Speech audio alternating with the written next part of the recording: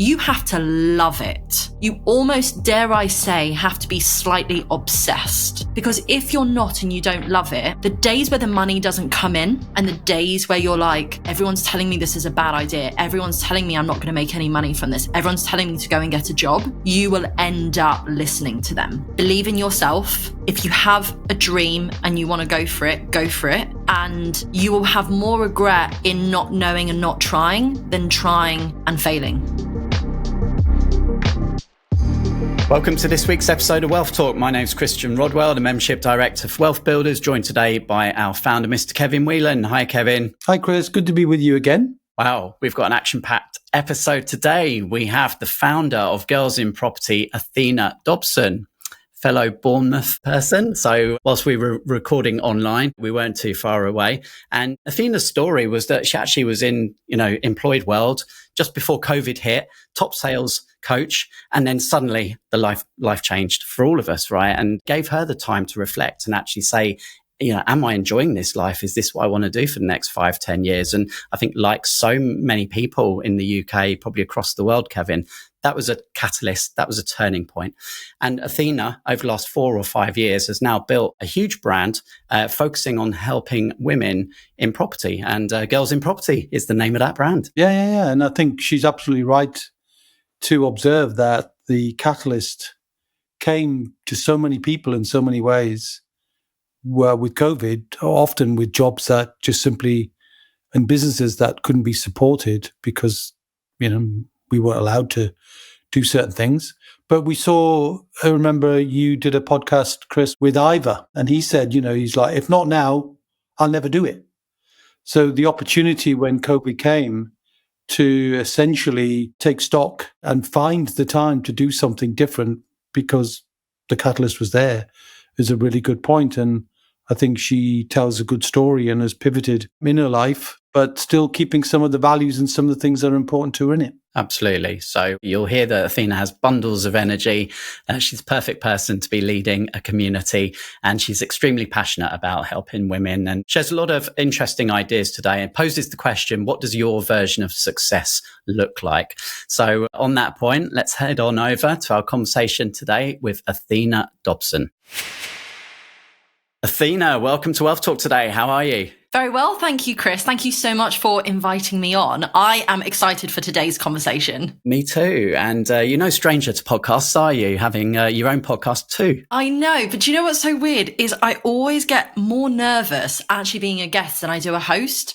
Because as a host, I can kind of sit back and ask the questions. But when you're the guest, you want to do a good job for the host, and you think, oh, what are the questions that are going to be asked? So I'm excited. Yeah, we flip sides. So you're the founder of Girls in Property, which is a fast growing community that's empowering women to step into property and financial independence. And we're going to have a really honest and practical conversation today, I hope, based on your experience of what's only really been sort of 3 to 4 years. And already you've achieved financial security, well on your way to financial independence, generating multiple streams of income.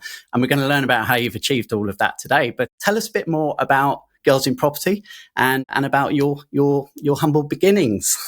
Yeah, definitely. Thank you, Chris. So obviously this podcast is for everyone, and I want to try and inspire both men and women today, and I hope both men and women are listening.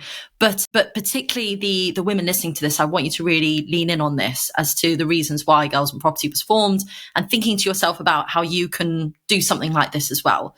So I basically, just to go back to the beginning, so I used to be a premium travel consultant for 7 years of my life, and which was amazing. I've traveled the world. One of the coolest things I've ever done was I literally got flown to Mozambique, first class, for a 24-hour turnaround to test drive one of the 5-star hotels, come back and present it to the boardroom of the CEOs about why we should have it in the brochure.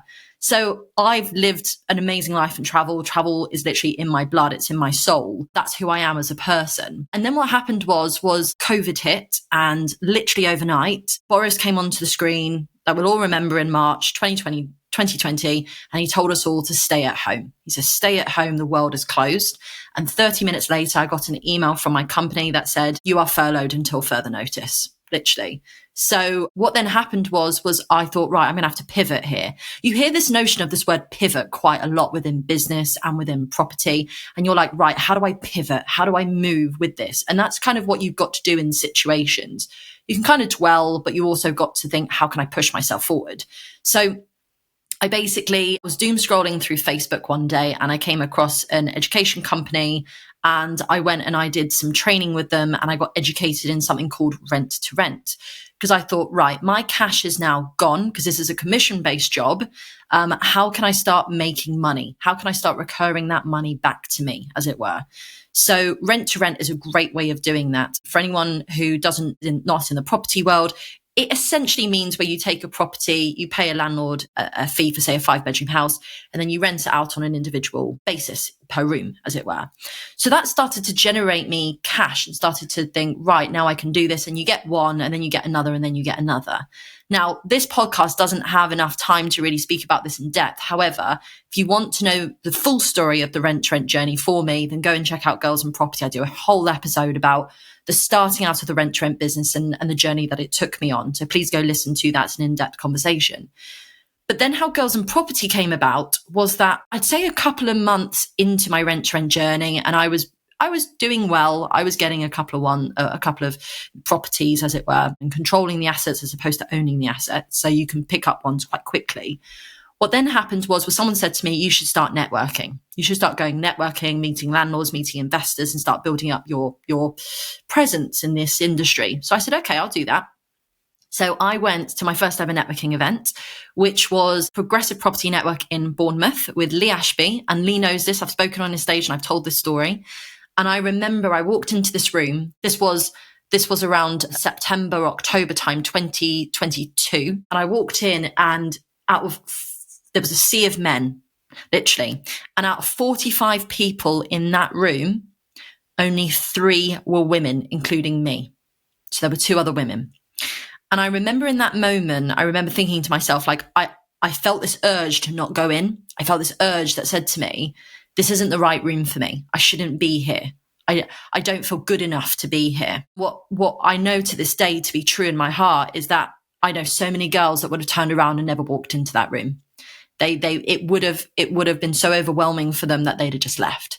But I said to myself, no, come on, you can do this. You can do this. But I immediately went up to this girl called Claire. I immediately went up to her and I literally hung on to her like a koala. I was like, Claire, don't leave me. Like, we're the only women here. There was another one, but she seemed quite confident. And I remember Claire looking at me like I was crazy. She was like, who are you? Get off me, go away type thing. And I was like, right, okay. So I tried to kind of like merge in with the guys, and I tried to like be like, right, let's have a conversation. Let's really try this. And again, this was 2022, so this isn't recent. This was 3 years ago. But we were at the bar, and I remember these guys just huddling round, and they were all drinking, and we were by the bar, and the conversation just didn't quite work for me. There was some inappropriate jokes. There were some conversations about, the wife's at home, and it just didn't quite land with me, as it were, as a female. And I remember I came away from that networking event, and I did not think to myself, as I drove home, I did not think, I need to take over the world. I need to start a female property network. I need to change the way things are done. None of that happened. But I went and I drove home, and all I said to myself was, that's a shame. That's a shame that happened. And I sort of just held on to that. So then what happened was I went home, and a couple of days later, I started to research female property networks, female property podcasts, anything female related. And literally, actually, Chris, let me ask you this to bring you into the conversation. Like back in 2022, female property network, female property podcast, all of that. How many do you think existed in 2022? I would have thought there would have been a few. So, I mean, God, hard to put a number in terms of the UK. I mean, I'll say, I don't know, 5. Right. So back in 2022, there was 0 female property networks, specifically for female property, for females in the industry, as in people. Like, what we're clear in is that females could be welcomed, females were welcome to join, but I'm talking about just a female property network or a podcast dedicated to females, as it were. And I say the only one I found, and if anyone disagrees, let me know. The only one I found when I looked at Companies House, when I looked at research, was 2 girls that were called Girls That Invest, and they're in New Zealand. I think they were 2 sisters or 2 friends, and I listened to their podcast and I loved it. They gave information about investing, they gave information about everything, but it was in New Zealand. They were Kiwi. And I was like, why doesn't that exist here? Why doesn't that exist in the UK? So I actually went to brunch with my friend in September. It was my birthday. And my friend Sophie said to me, she's like, why don't we start a podcast? So she said to me, why don't we start a podcast? And I remember I laughed at her so hard. I said, don't be so ridiculous. I said, no one is going to listen to it. No one's going to be interested. And she's like, yes, they will. She's like, we have stories to tell. Like, we used to talk about our stories all the time I've got so many stories of my rent-to-rent journey, of things that happened to me on viewings, things that happened to me with tenants, so many stories. And she's like, why don't we just tell our story? And so that's exactly what we did. We started a podcast. The first episode was aired on January 15th, 2023. And it's called Girls in Property. And what happened from there was that loads of girls started coming out of the woodwork through Instagram. Instagram was our central point. And girls were like, oh my God, I can't believe this exists. Oh my God, I've been craving for this. Oh my God, where have you been? And these women just came out of nowhere that have been investing in property and doing property. And I was like, wow, this is incredible. So they said, can we do a big meetup for all of us women? And I thought, yes, why not? I love events. I've done events management as one of my degrees. Why don't we do this? So we had no business. We put our hands in our own pockets. We made no money from the event. It actually cost us money. But me and Sophie put together this event for Girls in Property. It was the first ever event we did. And we had 52 women show up for that event. And it was amazing. It was absolutely amazing. But then after that, what happened was my friend Sophie turned to me and she said, I can no longer do this. It doesn't generate money. It takes up too much time. We're podcasting every Monday. I've got 2 children. I want to go buy a scuba diving center. She's an amazing woman, but she's like, I've got to go. And so she's like, I think Girls in Property should die effectively. And I was like, no. I was like, there's something here. We need this. We need this. Like, my heart's in this. This is what's necessary. Forget about the money. This is what's necessary. And so I decided to go on to incorporate Girls in Property on October 2023. I incorporated it and I've made Girls in Property what it is today. So in a nutshell, Girls in Property today is, number one, a podcast, which airs every single Monday at 7 a.m. with different guests every single week. Sometimes I do solo episodes and I get both men and women on the podcast, but mainly it's for women to have a voice in the industry. I now make recurring revenue from that podcast because I have sponsors for the podcast. So I make money through that. Then the other way that I have built this business is I have a community, an online community.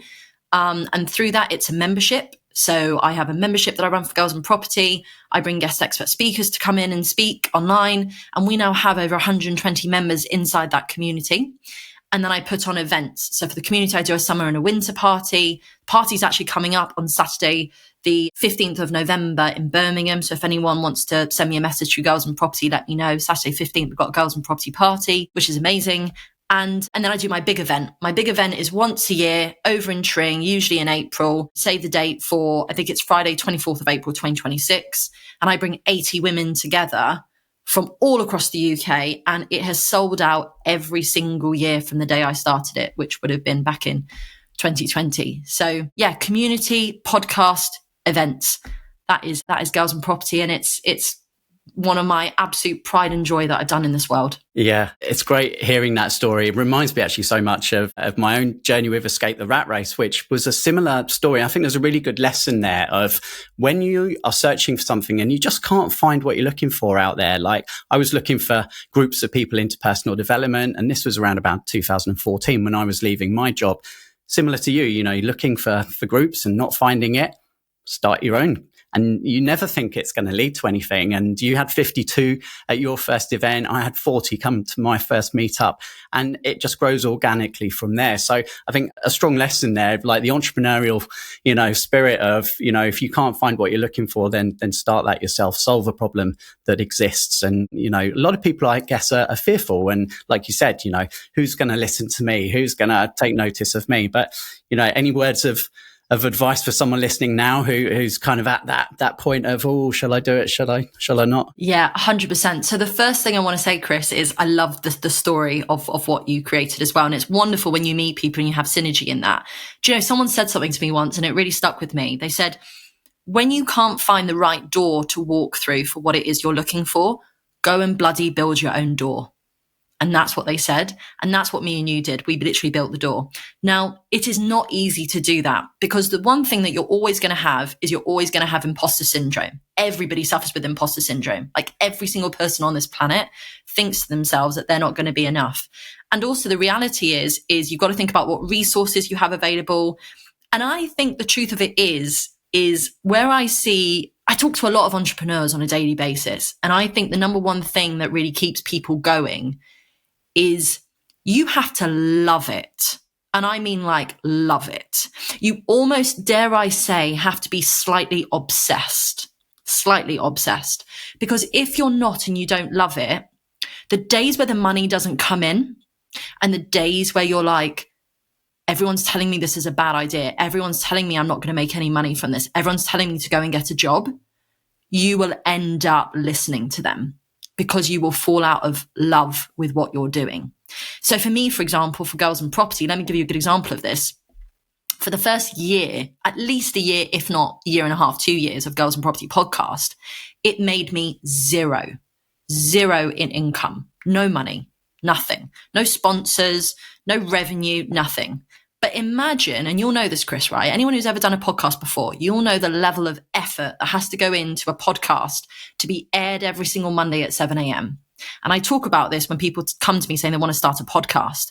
I'm like, you need to love it, because you've got to find guests, you've got to do the editing, you've got to do the recording, you've got to do everything. And when you're starting out in your business, you have to be everything. So for the beginning of my journey with my podcast, I was everything. I didn't have a team. I was a one-woman band that did it all and made no money from it.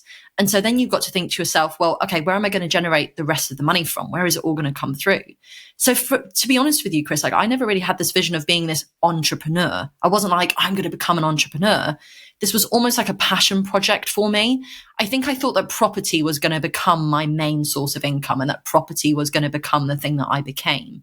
But actually what ended up happening was you learn as you go through the journey and you develop as a person, you start to understand this notion about, well, hold on, property, I think now is more like wealth generation for me, whereas Girls in Property is more cash revenue. And so you've got to understand this notion between cash v wealth, as it were.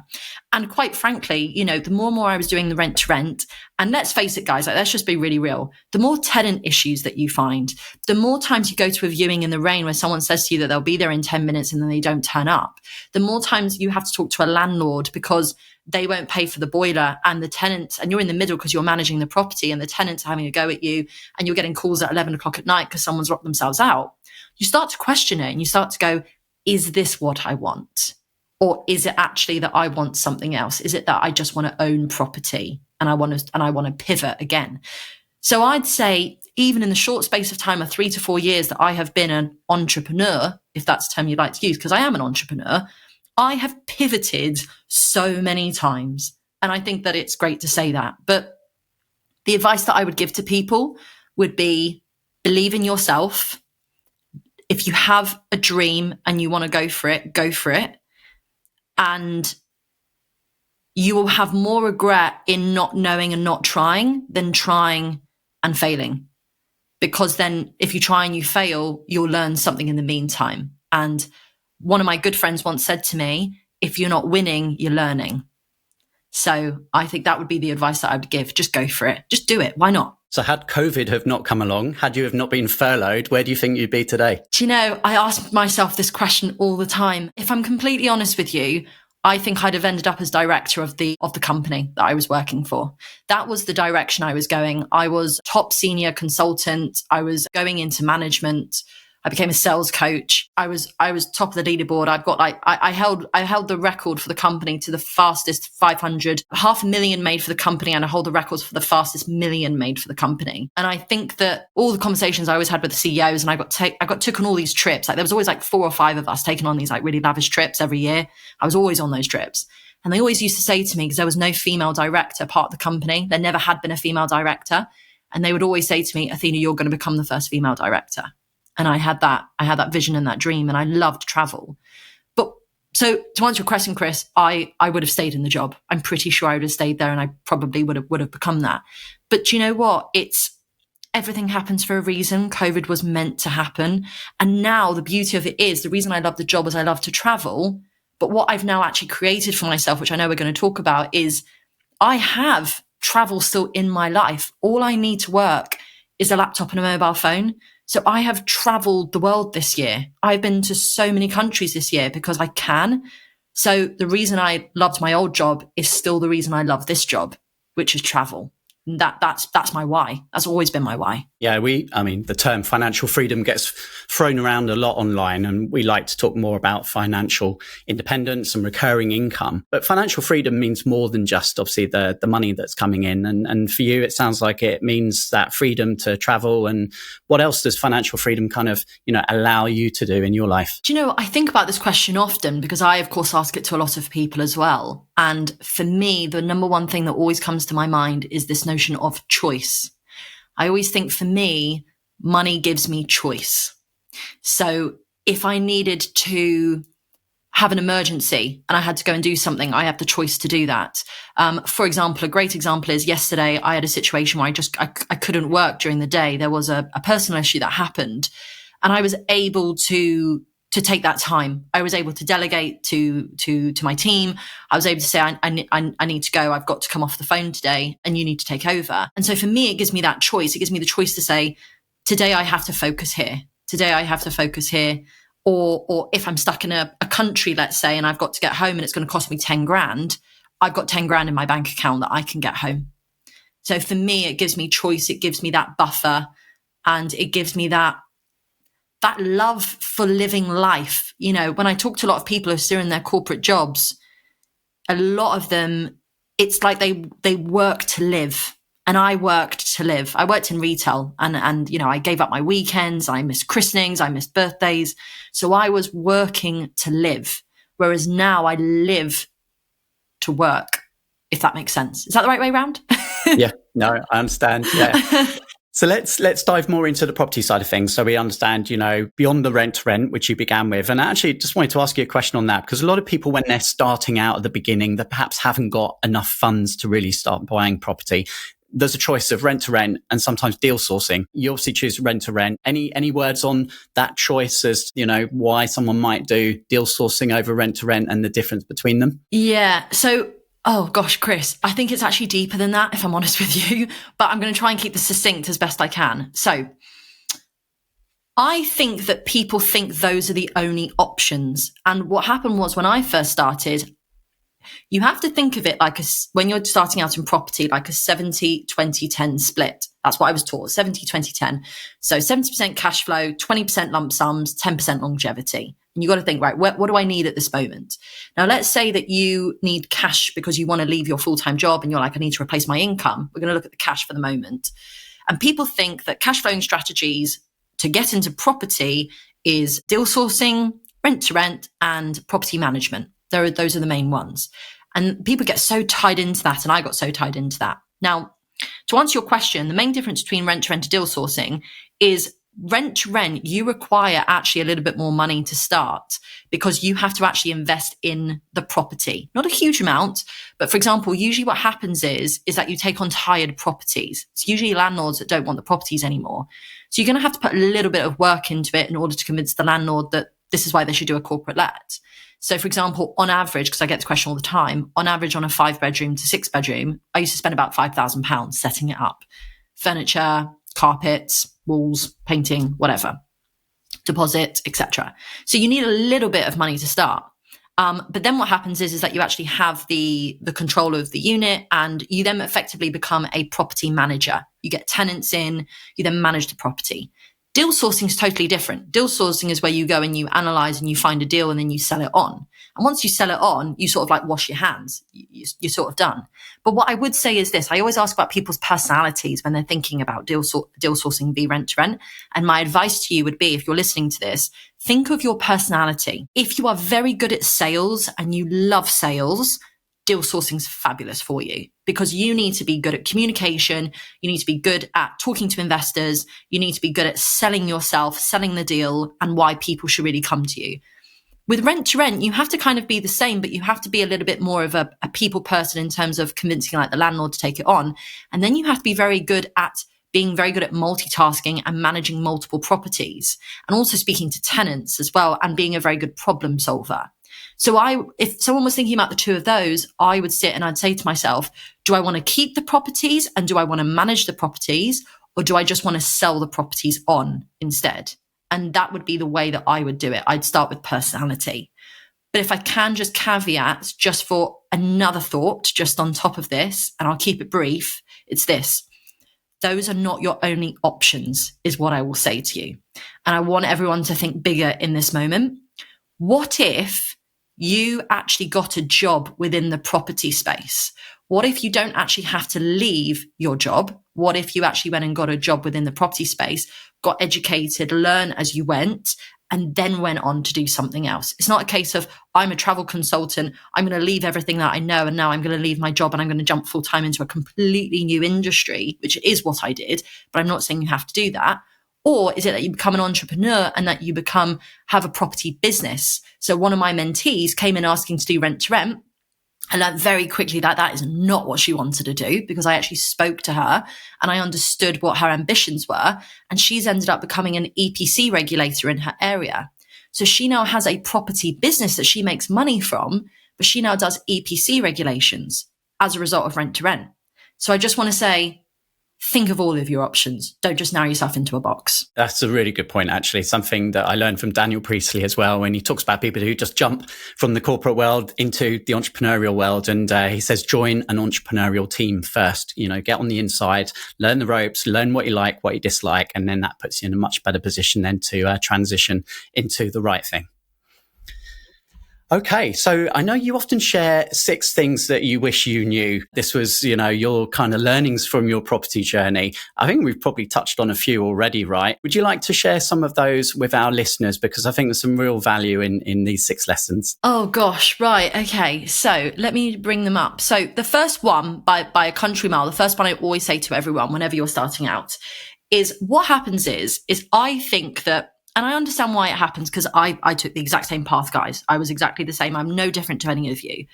But we feel like, right, we need to now learn this new trade that we're going to be going into. Therefore, I want to get educated.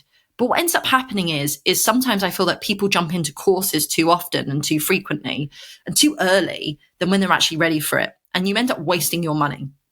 So in short, this is what I want to say. My first biggest lesson is, don't rush to buy a course. Whoever's selling it, don't rush to buy it. And I'll tell you why. If you're not in a place where you can implement the course from day one as soon as you walk out, don't do it. Don't spend the money. Don't waste your $2,500 or whatever it costs. If you're in a position where you're like, Athena, I'm ready to implement, I'm ready to learn, and I'm ready to take the next step the following day, the day after, then do it. You're at the right time. Too many people waste their money going, a course is going to solve this for me. A course is going to make me feel like I'm moving myself 1% forward. But what ends up happening is you then put it, let's face it, we've all done it. We get our folders, our lovely folders. We write all our notes. We think, yeah, I've written my notes. Aren't I amazing? You put it on a bookshelf. You never look at it again. And I bet so many listeners are laughing right now going, yeah, Athena, hands up. That's me. And do you know what? Me too. 100%. So don't do that. Don't do that. Spend your money wisely, but go and implement what you're learning. So buy the course at the right time. Don't rush to buy it. And when you go to buy your courses, please make sure that you do your due diligence on everyone. Maybe get some advice from people who have done that course. Maybe get some information about people who are on the course at the moment. Don't just believe the large marketing of some of these companies that can spend thousands on ads. Please just make sure that you talk to someone. And I always say to people, if you're unsure, you are more than welcome to DM me on Instagram. And if I can give any knowledge or anything or point you in the right direction, I'm always happy to do so. So buy at the right time your course. Yeah. And that's a good one. I kind of jumped ahead a bit there, because we started with where you began, right? And I know you did some education, to help you with your rent to rent. So yeah, step 1, do the right education. Yeah. The importance of education, we can't emphasize that enough, right? Because we see so many people who perhaps rush into something, and education can come in different forms, can't it? There's lots of free education available now, podcasts, webinars, books, videos. And then some people choose to do paid education. And as you say, there's a lot of choice out there, and sometimes that leads to overwhelm. It does. So really good point, Chris, there, actually. So the first course I ever did, which I got through Facebook, doom scrolling, was for £99 for 2 days online. And actually, I've skipped a chapter, which I've just realized I've skipped a quite an important chapter of my life, which was actually, the first thing I didn't do was rent to rent. The first thing I actually did was I used the savings from my commissions that I'd earned from my job. And I actually went and I bought a 1-bedroom flat in Bournemouth. That's actually what I did before rent to rent. And I did that. And I tell you why I did that, actually. I did that because I listened to the course and I thought to myself, yeah, I can do that. I don't know if anyone else has these moments as entrepreneurs, but sometimes you can sit quietly. You can say to yourself, I can do that. I know I can do that. But what I didn't do is I didn't rush into it. I first of all gained a lot of free education. So by the way, guys, there is so much free education out there. This podcast is free education, YouTube clips, books, like all of that. Amazing set of free education. Go and use it. And I reckon that I invested about 4 months into my education from a free perspective within this.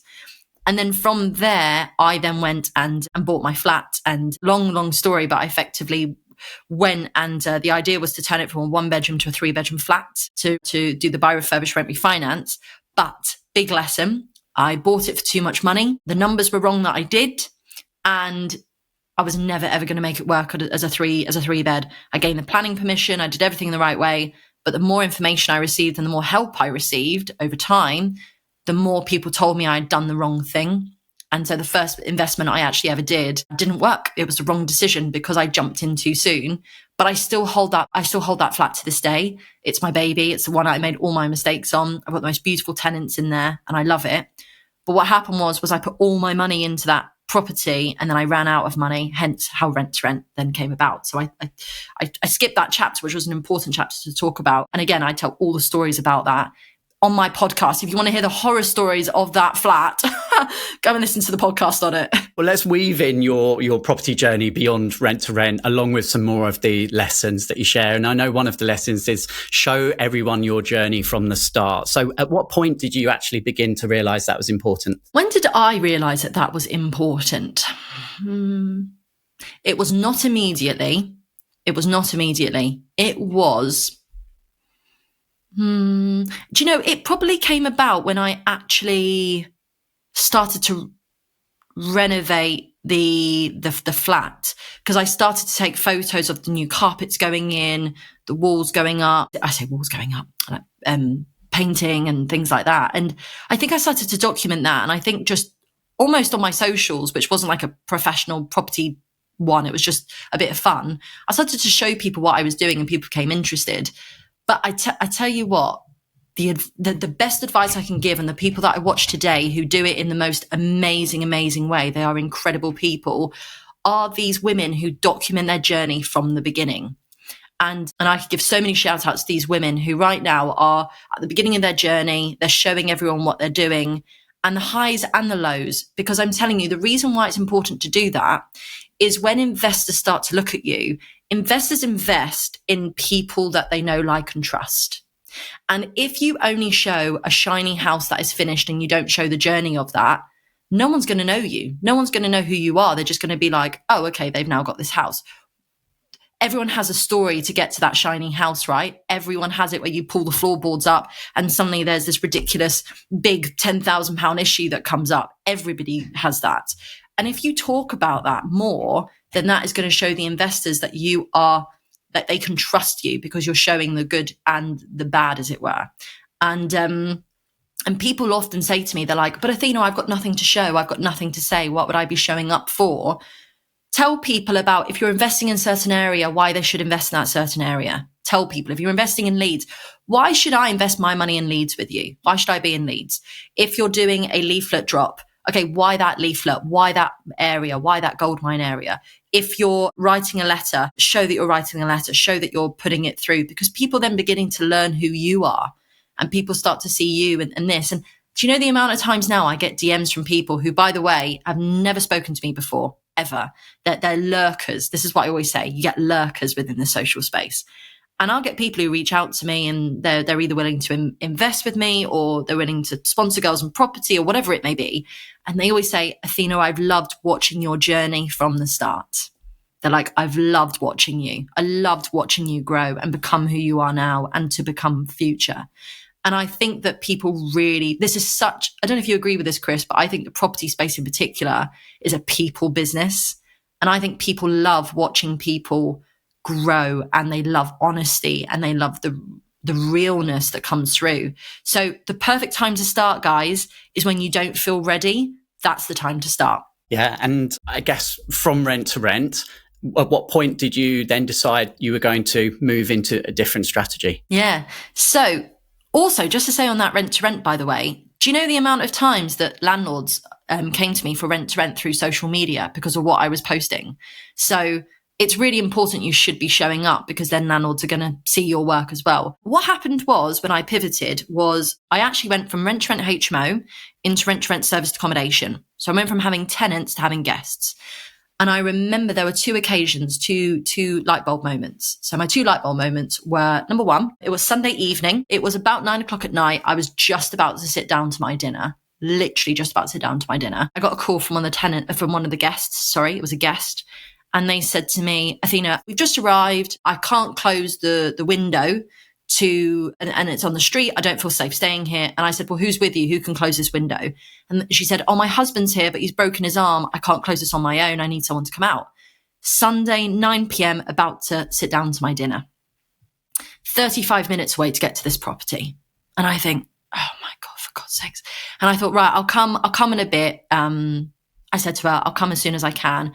And she said, I'm feeling really cold. I'm feeling really scared. I don't like the fact the window's open. I want to stay somewhere else tonight. They were staying for a week. She goes, I want to stay somewhere else tonight. And basically kicking off, saying that she wanted a full refund. And I said, right.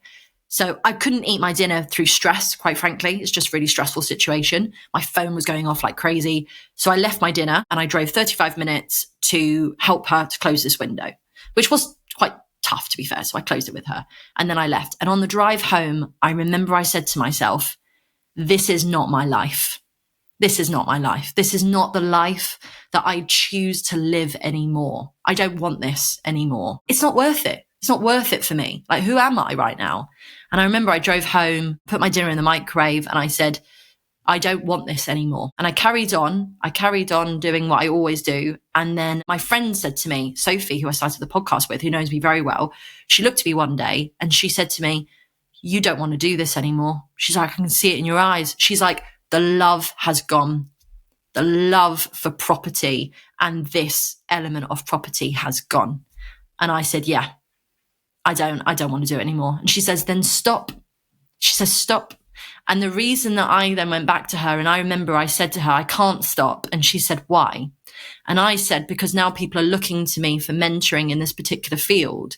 And if I don't do it, I can't teach it. And she said to me, that's a load of rubbish. She says, that's a load of rubbish. She says, you can teach them. You know exactly how to teach them. You're now moving on to bigger and better things. She's like, you've got investors in your pipeline because of what you've done. You can now go buy property. She's like, it's time to move on. So my friend helped me to realize that I was ready to move on. And as a result, that's exactly what happened. And I always say to people, the short version of this is, the day I handed back the keys to my rent-to-rent, all of my rent-to-rent properties, HMOs, service accommodations, the lot, I was as happy the day I gave them back as the day I picked them up. I was free, literally free. And so from there, I basically now work with investors. And my biggest thing by country mile is this notion about keep it simple. It doesn't have to be crazy. It doesn't have to be, for me, I don't need to do commercial conversions and convert churches and all of this. That's not where my love is. I love buy-to-lets. I love creating good homes for people to live in that are simple, effective, and I'm in the South, so capital appreciation on them and just the long-term gain. Now, within that long-term gain, I haven't done this yet, but I would love to do some flips as well. I'm very interested in doing some flips. But for me, buy, refurbish, rent, refinance, and buy-to-lets is essentially my main game. However, never say never. Someone has said to me, I've been having conversations lately with someone, and this notion about land development is now starting to come into my fold, and title splitting and all of that. But buy-to-lets is predominantly my property portfolio now, as it were. Nice and clean and simple. And I can watch and eat my dinner at 9 o'clock at night on a Sunday in peace.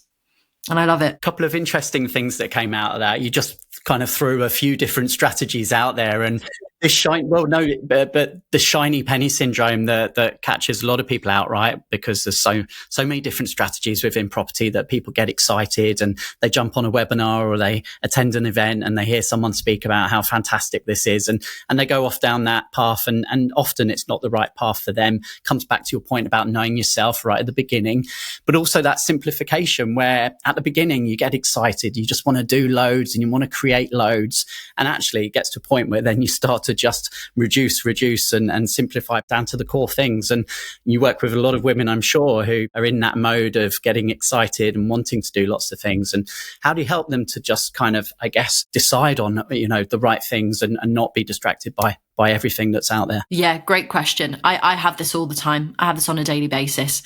So this is what I say to all of them. What resources do you currently have available? That's my first question. What resources do you have? And when I talk about resources, I'm talking about not just money. I'm talking about time and energy as well. So actually 4 resources: knowledge, money, time, energy. And therefore you've got to think to yourself, right, at this moment in time, what do I have? And I give a great example of this because I always think examples really help. So I remember there was this woman that came to me for mentoring, lovely, lovely girl. And she came to me asking because she wanted to do rent to rent in her area. And I said to her, okay, I'll help you with that. And I started to learn more about her. Even within our first to second session, I knew that we weren't going to end up doing rent to rent, because the types of questions that you then ask yourself is kind of like, well, how much time have you got? I've got a full-time job. I'm like, okay, that's interesting.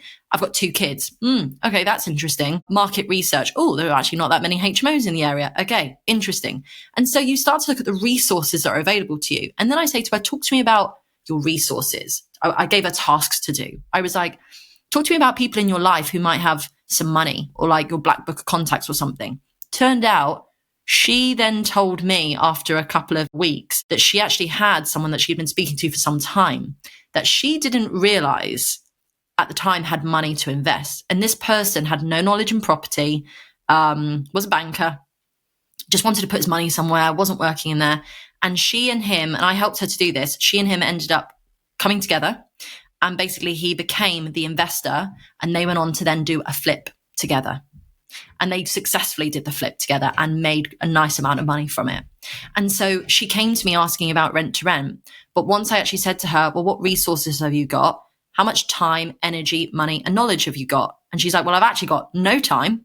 I've actually got 2 kids. And I don't actually think that my personality suits rent to rent, because I'm not very confident and I'm not very good at speaking to landlords and trying to convince them I should take on this property. Believe me, there's a lot of rejection in rent to rent, a lot of rejection. You need to have a hard shield to yourself. And I said, I don't think this is for you. I think we're going to need to find an investor. We're going to need to flip this on its head. So resources is what I would say. What resources do you have? What's your personality? What is your why? And what is your end goal? Some people, for example, don't want to leave their full-time jobs. They love their job. And I'm like, great, you don't need to leave your job. What's your property strategy that you're going to do then? I want longevity. Okay, are we thinking buy-to-let? They say to me, yeah, I want to do a buy-to-let, but I need to pull my monies out. I go, okay, so we need to look at a property that you get below market value. You make the money when you buy. I've always said this. You don't make the money on the sale. You make it when you buy it. So you need to get the right price, you need to get the right team in, and then you need to basically refinance it and pull some monies out. And for me at the moment, with the way that the market's going, anyone who tells you that there are these unicorn deals and you can pull all of your money out and it's as easy as that, I'm telling you now it's not. The market is very interesting at the moment, but at the same time, there are some real motivated sellers. You just need to understand how you can add value in the best way to the property. So resources is what I'd say is the answer. Yeah, and you touched on the market conditions at the moment. Lots of people with lots of different opinions. We've got the budget looming as well. You've said earlier, buy-to-let is your kind of sweet spot, but many will say buy-to-let is dead. So, how do you see the market panning out over the next sort of 12, 24 months? So I'll tell you the conversations that I'm having with a lot of people at the moment who own property. So I'm finding that a very, very certain demographic of person, and I'd say this demographic of person is usually been in the industry for about 30 years. They're in their 60s, usually male. And they say, I'm getting out. I'm selling my portfolio. They've usually got a portfolio that they want to sell on. And I say, why are you getting out? And they said, I've got all this legislation coming up and, the mortgage rates and everything's changing. And I try and explain to them about the legislations. I'm like, do you even know what's going on? Like with the Renters' Rights Bill and all of that, do you even know what's happening? And they usually say to me, no, and I don't really want to know. Like, I don't really care. Like, I bought into this 30 years ago. I've got loads of money in this house now. I bought it for like 40 grand. It's now worth like whatever. It's ridiculous. It's ridiculous what some of them have actually managed to appreciate in the time that they've had it. And so I feel like not the young blood, because I don't want to be ageist in this, but there are people who are now coming into this industry who are fresh to it and want to take it on. And with that, I think there's so much opportunity to almost take it from the baby boomers who want to get out and want to maybe put their money in stocks and shares, for example, but not in property anymore. So I think that there is opportunity actually at this moment to gain if you can find the right motivated seller. And the only way you're going to find these is in conversations with people. You're not necessarily just going to find them on Rightmove and Zoopla and all of that, because they're already going to be scooped up by somebody else. But I reckon that they're usually going to be quite tired, dated, some of them HMOs, some of them buy-to-lets.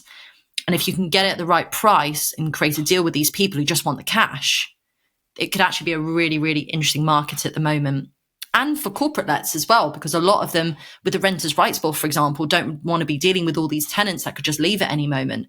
They want a solid corporate let that's going to be in there for, say, 3 to 5 years and create a contract with them about that.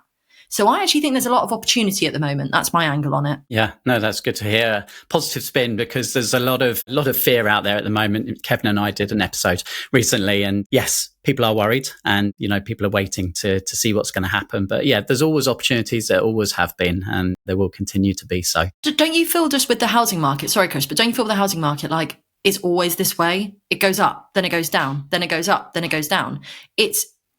Houses are like stocks, like compounding. You just have to hold and you just have to wait almost and allow for that to happen. But it comes to the individual person. It comes down to what their risk appetite is and what it is and how quickly actually they need to see their returns on their investments as well, I always find. So you mentioned the power of sort of, speaking to people other than going out to perhaps property networking meetings. Are there any other strategies that you might share that you're finding useful at the moment? For me, how I've found majority of my deals has actually been through speaking to people. So, and by the way, I'm not talking about networking, and I'm not talking about, I now have to go to this networking event because this landlord is going to be at this networking event. I mean, talking to friends and family, like the amount of friends that have said to me, oh, Athena, like, I need your help. I'm selling my 2-bedroom flat in Woolwich or wherever they're selling it. Like, can you help me? It's as soon as you start talking about what you're doing within the property space, people then start to see you as a person that they can come to for that expertise or that advice. Because what I tell you, the biggest mistake that people make, people think that they don't know anything. Right? Because they exist in this space where they go, I'm not as intelligent as Chris. I'm not as intelligent as Athena. I'm not intelligent as X person because I don't know as much as them. Yeah, but you know more than the person who's coming to you for advice. You know more than Sarah down the road, the neighbor who knows nothing and is coming to you for that.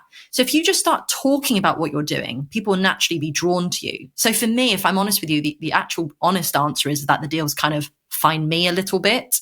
But at the same time, it's very much this notion of, well, what, where you can find them is everywhere. They're essentially everywhere online. People fit agents. I love agents personally. I think if you can get a really good relationship with an agent, then they're brilliant to talk to. They really can be your best friend if you just get on the right side of them, and they'll then come to you before it even hits Rightmove. So I'd say tell people what you do.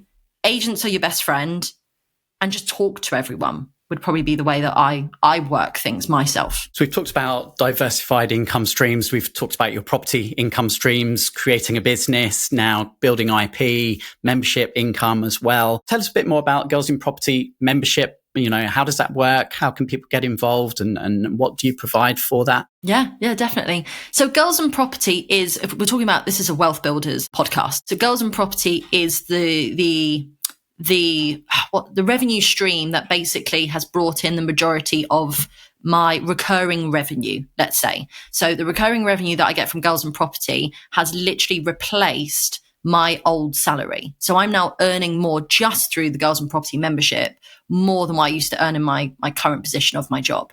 But how people can get involved in that in the most beautiful way is effectively, it's an online community. It's £30 a month. So literally just don't have one takeaway a month and it covers your membership, or don't have a couple of coffees.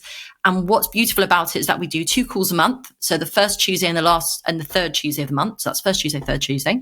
Now, for me, what's so important for Girls in Property, and I've said this throughout my entire chapters of everything, is you have to mix property with something called prosperity.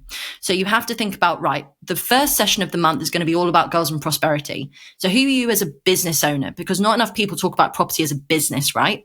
So for me, I get people on to talk about systems. I get people to talk about team members, personal branding, sleep coaches. I get people to talk about prosperity, like who are you as a person, mindset, for example. And then the third Tuesday of the month is dedicated to property investing. So for example, title splitting, HMOs, rent to rent, service accommodation. So therefore, if you needed to learn anything, those are the sessions that you do. And then I've built it on this platform called Circle, because I don't know about you, Chris, but I hate with a passion WhatsApp groups. Can't stand them. I hate WhatsApp groups. I hate Facebook groups. I'm like, let's build a professional platform that everyone can come and communicate and talk with each other. Because for me, WhatsApp's ridiculous. You lose conversation, you lose messages all the time. The Circle platform's nice and professional. So it all exists on there. And my favorite section of it is that we've got a whole section called Ask the Community a Question. So we've got people putting in deals. We've got people putting in floor plans. We've got people asking for recommendations of brokers, solicitors, whatever it may be. And with 127 of us now across the UK, it's incredible because everybody contributes. Everybody can do that. And almost what I wanted for this was that I didn't have to be the person that always responded with the answer. Now there's already about 20 comments before I've even got to the question. So I'm like, if I think I can add anything to the conversation, of course, do it. But at the same time, they're all learning from each other. And the platform gives them that place to do it. And even though online is amazing and online's great because everyone's around the UK, and literally I have somebody at a different place around the UK all over. I've even got Jersey now. I've got Scotland. I've got all. We also do in-person meetups. So throughout the year, as part of the community membership for £30, I do a summer party, obviously in the summer. And then I've got my winter party, which I mentioned at the beginning. And that's included as part of the £30 a month. So yeah, I think it's tremendous value for money, and I love it. And it's what I wish I had. I wish I had when I first started, because I would have joined in a heartbeat. And where can someone head to if they're listening now and would like to find out more information about that? Oh, brilliant. Okay, let's do a plug, shall we? Great. So go to the website. Now, the website is being updated, guys. So probably around about the 1st of November, you'll see a brand new website. Be kind to it. I started this website when it was just me on my own, so be kind. But if you go to www.girlsinproperty.co.uk, click on the tab that says community, and you can see it all in there and a bit of information, as it were. But as I said, £30 a month. Just don't have a takeaway, don't have a couple of coffees, and it will be the best investment you ever did, because you are going to meet other women and you can share stories, you can share knowledge, and you can share ideas together. So it is one of the best investments you can make, I believe. Amazing. And what does the future look like for you, Athena? What goals are you now setting your sights on? Do you know, I sat down with a financial advisor recently, and I got to talk about my goals, as it were. So for me, I of course want to grow Girls in Property. I want to expand it. I want to get Girls in Property into its own studio. And I'd love to get Girls in Property actually on tour. I love doing events. I love doing podcasts live. So that's one of the dreams that I've got. Property wise, I actually want to start now looking to actually potentially buy myself my first property abroad. I love traveling. So if I could buy a property in Greece or Spain or somewhere hot, I'm addicted to the heat. So somewhere hot that I can go to, make some money out of it through renting it out so it pays for itself would be amazing. And as I said, maybe a bit of land development, title splitting. But I think for me, what I'm now looking for is simplifying my businesses. You know, we spoke at the beginning about when I first started, I had about 5 companies that were set up. Totally the wrong thing to do. It's just the most ridiculous idea. Don't do it. With my financial advisor and my accountant now, at the stage of this, I'm now like, right, let's simplify. So what's going to happen to me going forward is simplifying the businesses, getting it into cash flow, the wealth generation. At 34 years old, where am I at? Where do I want to be at 40? Where do I want to be at 50? I want to be retired by 50. That's my goal. 50 is my cutoff. And really thinking about this notion of how can I now make money without me being in the business. Because I think that the biggest lesson I take away from every entrepreneur I speak to is you have a business, but do you just have a glorified job within that business, or do you have a business that exists if you're not in it? And for me, what I'm now building for me going forward is a business that doesn't need me to run it. I'm the face of Girls in Property, but what is the team that can build it? Otherwise, you just have a job for the rest of your life. And I certainly don't want that. And I'm going to throw a final question at you. If you had to sum up your philosophy of wealth and freedom in one sentence, what would that be? I would ask a question, and my question would be in the sentence, what does your version of success look like? That would almost be my philosophy. Like, what would your version of success look like? So I used to believe that what success looked like was having a 6-figure salary, 7-figure salary, £1 million in my bank account, all of that. That doesn't necessarily bring happiness to me or to other people. Like, what is your version of success? So for me, wealth is bigger than just what's in your bank account. Wealth is about who you've got around you, who's standing there at the end with you. Like when you're standing on that hill of all of your money and everything that you've made, who's standing by your side? And also the other thing I'd say is we talk about this notion of wealth. And you know, it really came to the forefront when I saw this question that you asked, Chris, was this notion of health is wealth as well. Because I'm sure that you get a lot of people on this podcast who talk about wealth means this to me and stocks and shares and all of this. But you know, when I started my business, what nobody ever talks about is, no one ever talks about it, is I burnt out twice doing this business, right? I lost myself within this business. So you got to think to yourself, like, your health is your wealth. And if you cannot be the best version of yourself for the business, there's no point doing it because you will fail in it because you need to be your best version for it. And the conversations I have most frequently at the moment are these people that start these businesses and they burn out. And I'm like, it's because you went too quickly. Like, slow and steady wins the race. And wealth is all about long-term wealth. Otherwise, you're just going to burn out. And yeah, you might get a quick hit of your 6 figures, your 7 figures. Congratulations. You're dead in 2 years. Like, what was it for? So it wasn't a sentence. I'm so sorry. But what does your version of success look like? Wise words, and appreciate your very honest guidance and feedback today. So thank you, Athena. It's been really great speaking with you and look forward to catching up again soon. Thank you, Chris. And if anybody wants to get in contact on Instagram, that's where I hang out. I'm Girls in Property Pod on Instagram and Athena Dobson _official. My DMs are always open. Just come and have a conversation with me and listen to the podcast if you want to know any more horror stories. They're all on there. Yeah, I'll share all of those links in today's show notes for you. Thank you, Chris. Thank you for the invite. Okay, wow. There's a lot to unpack there. And thanks, Athena, for sharing all of that. Yeah, we talk about energy, Kevin. And Athena talked about assessing the resources of her members in particular. But we see this a lot as well, don't we? When we sit down with people and start to look at the plan, you have to take stock of what you've already got.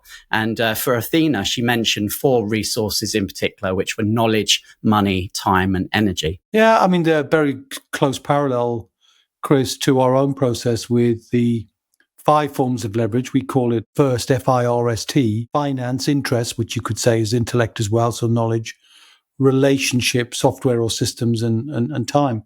So there's a very close similarity, and I think she's observed with some of the stories that she was talking, one case in particular, that sometimes the very start of what somebody thinks they want to do, in the end, with good guidance and with some introspection of their own personality, we use wealth dynamics as a tool to help do that. And 2 people readily come to mind who completely changed their mind of what they would do to build wealth. One was you, because you started off thinking about property as the primary asset. And the other one is Richiko, who talked initially about building kind of a business, didn't she? A sort of retail type business.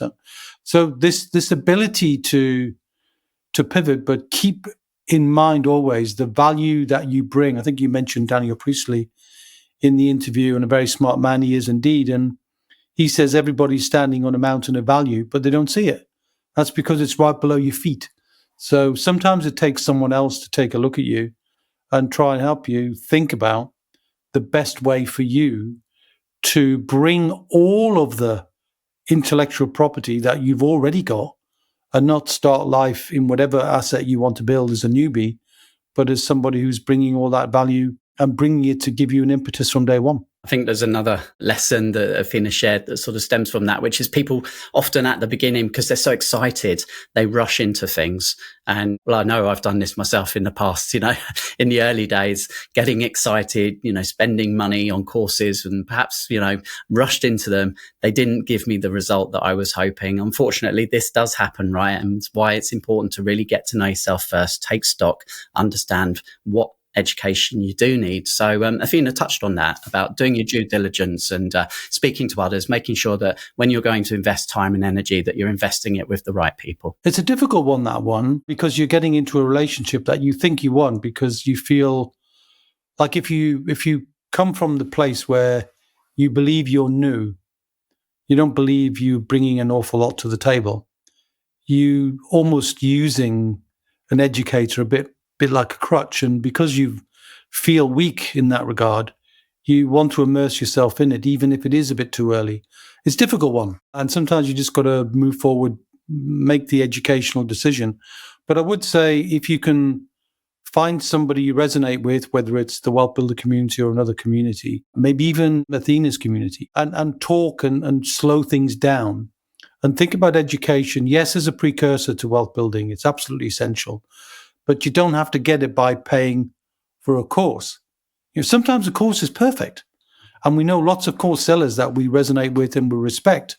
But sometimes you don't need it. And you can sometimes learn things, as you said, Chris, through online resources, sometimes free or very low cost, like books. Sometimes through, there are many course sellers, for example, who will do 2 for 1 or some kind of offer so that you could find somebody else, be part of a community, then connect with them. Or you can watch somebody else if they're open-minded. And I think what we definitely find with people like Athena and many others, they've got this complete passion about helping. And you feel it radiates from her voice, doesn't it? She's like, she wants to help. And I think that's true of our own DNA as well, our determination. We obsess about helping people to get a better outcome. And if you can find people like that, you can sometimes get them to point you in a direction to help you get the knowledge you need that equips you to get started. So there's many ways to be able to make that start, but it doesn't always have to start with a course. So you talked about 2 for 1 there. We offer that as well to our Academy members, don't we? Partners can join for free. And that leads me nicely onto one of our latest reviews, which we've received on Trustpilot from Bina. And Bina says, we are so grateful to Christian, Kevin and the team. We've recently joined WealthBuilders and the experience has been wonderful. We now have clarity on what we need to do and a clear plan. And the coaching calls also provide a great framework of keeping us on track. Thank you, WealthBuilders team. That's Bina and Pritesh. And, I get a message from Pritesh very often saying how much he enjoys listening to the podcast. Oh, I'm sure he'll appreciate the shout out. And, I was talking to them recently, actually, about, one of the things that Pritesh wants to do, which is looking more towards a business. And, I expressed some things about doing due diligence, and it's really important. So picking up on Athena's point, due diligence sounds like a hard word to do, but it's, if you can get a checklist on what to do, what does due diligence mean? And it means different things depending on what's the decision you're trying to make. If it's a course, it will be different due diligence. If it's an investor, we heard Athena talk about investors. There's a different due diligence process altogether. So due diligence means different things depending on what the pillar you're looking at. And we're more than happy to show people how to do really great due diligence. Not that it's foolproof. Nothing is foolproof. There's no risk-free investment in anything. But certainly when it comes to educators, certainly when it comes to investors, we know how to help people become at least as safe as they can be. But on that subject, by the way, she did mention investors, didn't she? And she talked about telling everybody what you do and how you do it and get a social media presence. And also to share and show people what you're doing, but not just tell them, because we know if you just tell people, they can rapidly become bored, or you can't really share that with another party.